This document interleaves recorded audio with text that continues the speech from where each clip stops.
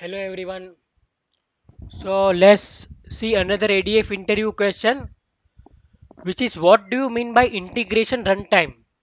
What are the different types of integration runtime? So integration runtime is the compute infrastructure used by Azure Data Factory and Synapse pipelines to provide data integration capabilities across different network environment. So we are running the different kind of activities and different kind of pipelines in the ADF, right? So for that, some compute environment is required, and that is known as a integration runtime. And Azure provides three different kinds of integration runtime, which is default Azure IR. So default is Azure integration runtime. Then another one is self-hosted integration runtime, and one more is SSIS integration runtime, right? So by default, each data factory or Synapse workplace has an Azure IR in the backend that supports operations on cloud data stores and compute services in public network. The location of the Azure IR is auto resolve.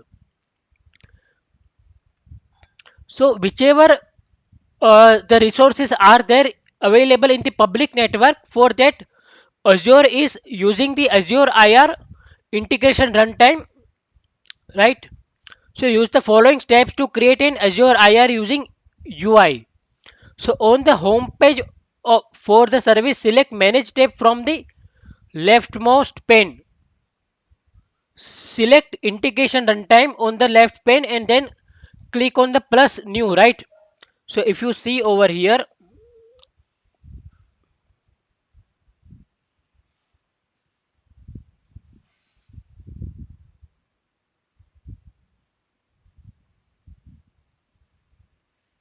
if you see over here, Integration Runtime is there and you need to click on the plus icon to create integration runtime. And there is already one integration runtime is available, right? Which is Azure IR and its location is auto resolve. So this is a by default integration runtime provided by Azure whenever you create any Azure Data Factory. So on the integration runtime setup, Azure self-hosted, and then you, if you want to create the Azure self-hosted, right, then you need to create on Azure self-hosted. You need to click on Azure self-hosted. Then,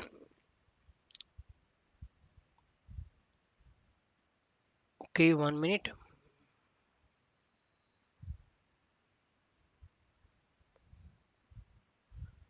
Okay. Then choose the network environment of the data source and destination or external compute.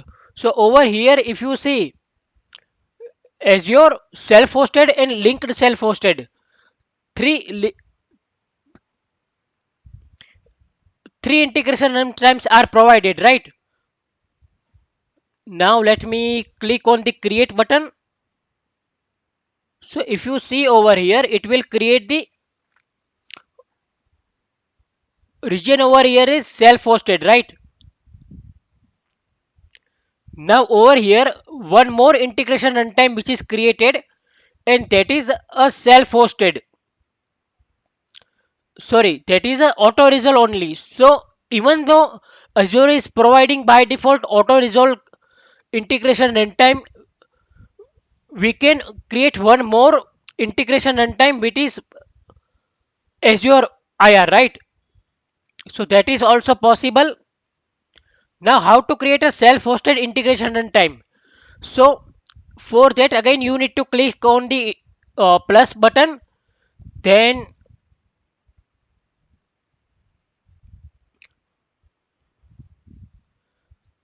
over here you need to click on the self-hosted, right? From the options you need to click on the self-hosted. Then how you can configure the self-hosted? So over here you need to provide a name for your IR and then integration runtime page. Select link under option 1 to open the express setup on your computer. So here you need to download and set up the integration runtime for self-hosted, right? So you can see Option 1 express setup, and option 2 is manual setup. So anything you can do, right? So co- then it will be providing one key which you need to enter over here. So over here in the above, they are providing one key, right? Key 1 and key 2. So you can copy that key from here, authentication key, and then after downloading and when you do the install, you need to enter that particular key over here, and then you need to register over here. So after you register,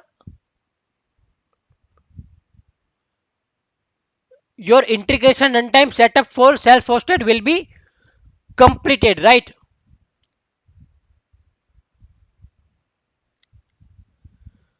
So self-hosted integration runtime is useful when you want to connect to the on-premise resources or on-premise SQL server. At that time, self-hosted integration runtime is useful, right? So thank you so much, everyone. We will meet again in the next video as soon as possible. Thank you.